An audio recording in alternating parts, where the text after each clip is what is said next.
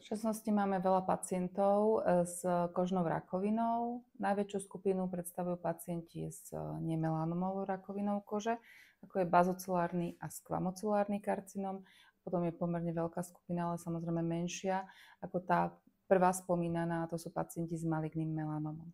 U všetkých týchto nádorov platí jedno, že chirurgická liečba je takým tým zlatým štandardom, hlavne pri tej prvotnej liečbe, čiže kompletne vybrať nádor s bezpečnostným lemom je to najzákladnejšie, čo pre pacienta môžeme urobiť, samozrejme, ak ten nádor není veľmi rozsiahlý.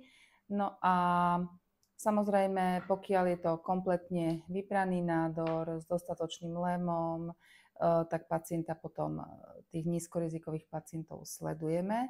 V prípade, ak ide o veľmi pokročilé ochorenie, v prípade nemelanomovej rakoviny kože, hlavne pri skvamocelárnom karcinome, tak tam určite zvažujeme systémovú liečbu. V tomto prípade má miesto systémová imunoterapia s látkou cemiplimabom.